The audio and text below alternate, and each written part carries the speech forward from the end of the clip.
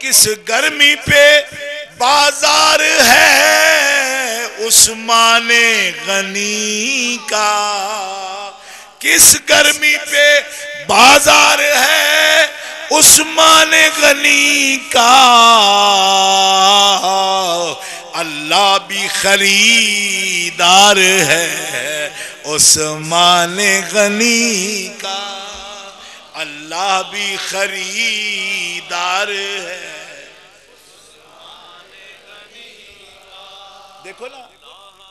देखो ना खरीदार है, अल्लाह भी खरीदार है। मौलाना हसन रजा साहब कह रहे हैं क्यों? इसलिए कि हजरत उस्मान गनी का खरीदार है अल्लाह। इन्नल्लाह हश्तरा मिनल मोमिनीन अनफुसहुम के साथ तफासीर उठा के देखो, जान माल हर चीज का इन्होंने सौदा के लिए खरीदार है।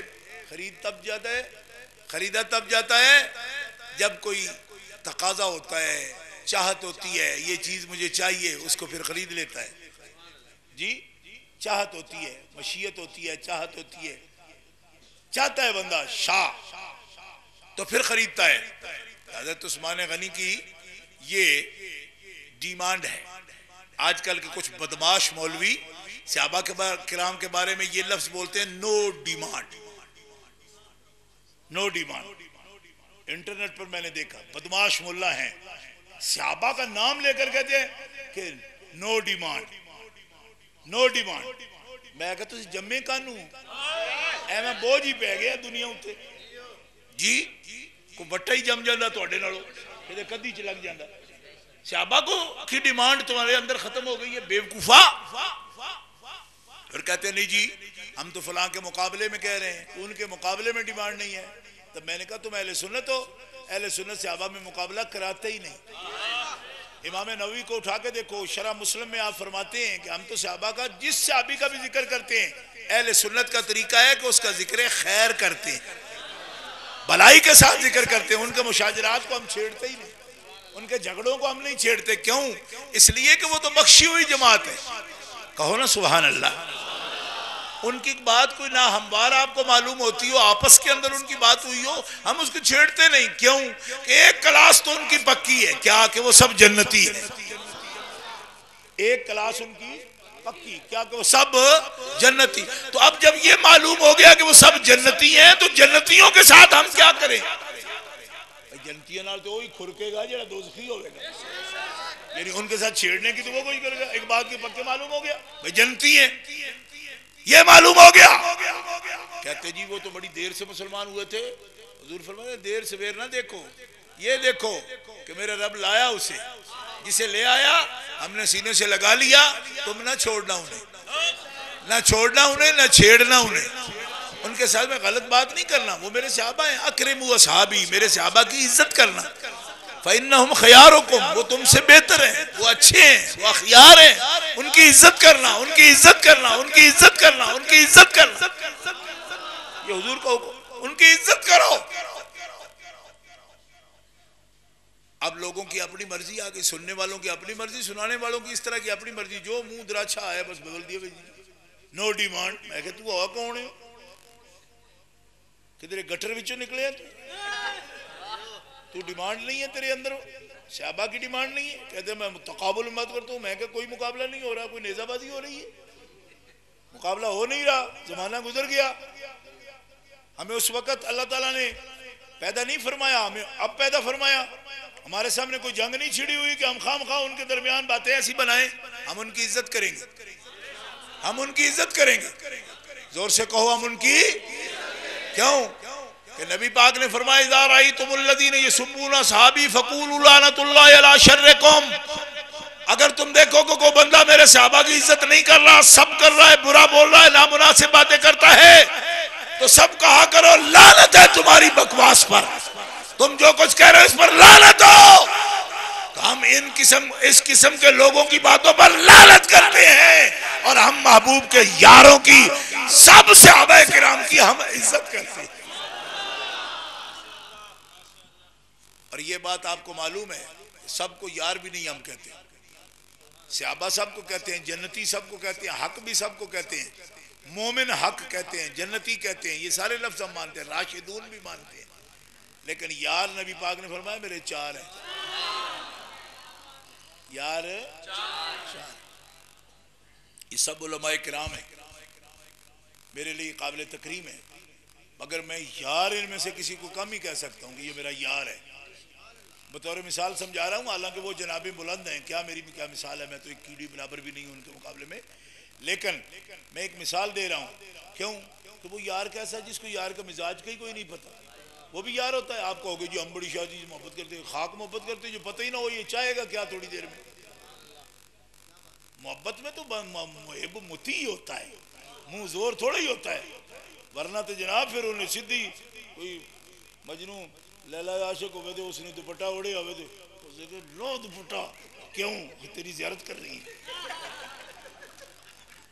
उन्हें आके तू आशिक है मेरा या तू डाकू है कोड़े दिया पुत्रा, कोई नहीं समझ आई भाई जी। छिक क्यों तो मुंह नकाब पट के परा मारे को, क्यों कि आशिक होने तेरे से जियारत करना है। उन्होंने कहा आशिक होने को डाकू होते हो। समझ आई बरीकी? इसका मतलब 10 दराजियां नहीं होती, इसका मतलब तो मुती होना होता है। आशिक मुती होता है, मुती होता है। फरमा ये गड़ा इश्क है, अगले का मुंह बनो ये पठाना आके पीर साहब लब कर मार के इत्थे ही दबो। क्यों? ऐसा रोजाना हाजरी देनी है तो कितने उड़ जा करांगे लाहौर, इतने मर्दान ही दब लो पीर को मार के। ये भी एक इश्क का स्टाइल है ना, बसवाबी कोड़ी दब लो पीर मार के। क्यों? उधर जाके मोया तो रोज मुसीबत पई लाहौर जाओ, किराए कौन पट्टे हो वो मार के इतनी दब लो इन्हें। ये इश्क जो है ना ये बड़ा और तरह का इश्क है, ऐसे नहीं। आशिक मुती भी होता है, महबूब की इताअत करता है, महबूब की इताअत करता है। देखो हज़रत फारूक आज़म, हज़रत उस्मान गनी, बड़े बड़े कबीलों के लोग थे भाई।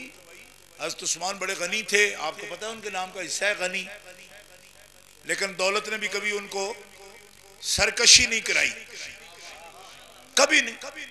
दौलत सरकशी कराती है, ठीक है। दौलत एक ऐसी चीज है कि बंदा सरकशी कर जाता है उसके बलबूते पर, आपको पता है ना, इंजे खाम खामा चलता रहता है। जैसे इमाम साहब ने फरमाया भाई ये जो 18 ईंटें उठा रहा है इसको खजाना मिला हुआ है, वो ऐसे ही निकला। मगर हजरत उस्मान गनी के माल ने उनमें सरकशी नहीं, उनमें सरकार की इताअत का जज्बा होगा। कहो सुभान अल्लाह, क्या शान है हजरत उस्मान गनी। नबी करीम अलैहिस्सलाम ने फरमाया, बाकायदा तारीफ के कलिमात फरमाए और फरमाया उस्मान से हमेशा मुझे सुकून मिला है, उस्मान से हमेशा सुकून मुझे मिला है। हज़रत उस्मान के बारे में ये रायत थी हज़रत नबी पाक सल्लल्लाहु अलैहि वसल्लम की, और मौला अली शेर खुदा करमल्लाहु ताला वजहुल करीम, आप तो परवुर्दा थे, आपकी खास शान है। बाकी 3 यार परवुर्दा नहीं थे, मौला अली परवुर्दा थे सरकार। आप किसी आप आजकल सुना है ना, सूफी का बेटा हो तो उसको कहते हैं परवुर्दा या आगोश विलायत, ये पूरा जब भी सूफी हो तो तब भी उसको विलायत की आगोश बना देते हैं। परवुर्दा या आगोश विलायत कहते हैं, परवुर्दा या आगोश नबूवत है। मौला अली सरकार की गोद के पाले हुए हैं, ये है उनका खास मकाम है, आपका खास मकाम है, और हम मानते हैं उनके मकाम। सुन्नी वो होता ही नहीं जो उनका मकाम ना माने, वो मकाम जो उनका ना मानेगा वो सुन्नी नहीं होगा। मैं खुलेआम कहता हूँ, हज़रत सिद्दीक़ अकबर की अफजलियत का कायल नहीं है वो सुन्नी नहीं है, और इसी तरह मौला अली की जो मोहब्बत का कायल नहीं है वो भी सुन्नी नहीं है। बिल्कुल, इसमें हमें कोई किसी किस्म का कोई डाउट नहीं है। लोग समझते हैं जी मेरे जिम्मे लगा दिया अपनी तरफ से ही, जैसे अभी वो बात कर रहे थे ना कि शाह जी, उन्होंने कहा इंटरनेट पर भी शाह जी कहते हैं कि मुमताज़ हुसैन को फांसी दे दो। मैंने कहा शाह जी ने कहना होता तो कोई चीज़ रुकावट नहीं थी, तेरे मुंह की क्या जरूरत है, उनका मुंह अल्लाह के फजल से अपना बड़ा खुला है, तुझे अपना मुंह बरतने की क्या जरूरत है। एड्डा मुंह मेरा, तेरे जितने 18 मुंह निकलते ने मेरे मुंह चो, तो मैं तेरे मुंह चो गल कर रही सी, ऐ मेरा मुंह है तो तेरे एडे एडे चीसी जेड़े मुंह ने वो तो 18 निकलते रहे मेरे मुंह चो, तो मैं तेरे मुंह च गल करनी सी। मैनू रब मुंह दिता है, जो मैं करनी होंगी मैं आप करदा। तो मैं तो शुरू दिन तो ये आख्या सी, शुरू दिन तो क्या सी बल्कि पिछले जलसे की मेरी तकरीर नहीं याद तुहानू, वो इंटरनेट तो भी मौजूद है। मैं तो उहदे बाप नू भी कहा सी कि इन्हां बेईमानां नू मिली ना जाके, इन्हां कोई फ्रॉड करना ही। मेरे मशवरे नहीं सुने थे आपने कि ये गंदा करेंगे, तुम्हें गंदा सियासत में लाएंगे। पिछली तकरीर मेरी याद करो, मैंने क्या कहा था। तो मैं वजाहत भी आपसे डर के नहीं कर रहा, ये वैसे ही मेरा मौकफ है। उन्होंने झूठ बोला है, वरना मैं और मसलक का बंदा हूँ। ये पता चले ना कि बंदे समझे हमारे लिए वजाहत करते हो, मैं करता भी नहीं। मैं कहता अच्छा ठीक है जो मर्जी करो, लेकिन ये हमारी अपनी बात है। और मैं गवर्नमेंट को भी ये कहना चाहता हूँ कि देखो, दहशतगर्दों ने बन्नू की जेल तोड़ी है और वहां से 300 आदमी छुड़ा के ले गए। ये सुन्नी बेचारे अनडिसिप्लिन हो रहे हैं वैसे ही, तो देखो ना हमारे भी कंट्रोल से निकल जाएंगे। ये कंट्रोल में कोई है? अभी क्या इन्होंने तमाशा किया है यहाँ। तो अगर ये इस तरह करेंगे तो कल को कोई यहां से भी जेल तोड़ेगा और उसको उठाकर ले जाएगा। ऐसा माहौल ना पैदा करो, खुद ही फैसला दुरुस्त करो। ऐसा माहौल ना पैदा करो कि लोग जेलें तोड़ें। मुझसे कितने लोगों ने पूछा, उन्होंने कहा जी हम इंतहा पसंदी पर आ जाएंगे। मैंने कहा नहीं, ऐसा नहीं करना। तुम तसल्ली रखो। मरकजी जमात अहले सुन्नत के खादिम की हैसियत से मैं ये कह रहा हूं, अल्हम्दुलिल्लाह तंजीम के होते हुए कोई भी आशिक मुस्तफ़ा को फांसी नहीं दे सकता। ये बात मैं दो टोक आपके सामने कह रहा हूं। गवर्नमेंट पिंडी शहर है, वैसे ही निछ मारो तो तामी रिपोर्ट हो जाता है। मैंने जरा तेज निछ मारी, ये बड़ा खतरे वाली। यहाँ तो इतनी रिपोर्ट तेजी से होती है। निछ मार इन्हें निछ क्यों मारी? यदि निछ नाल दीवार हल गई। मैं कहता दीवार पीडी करो, निछ दा की कसूर है?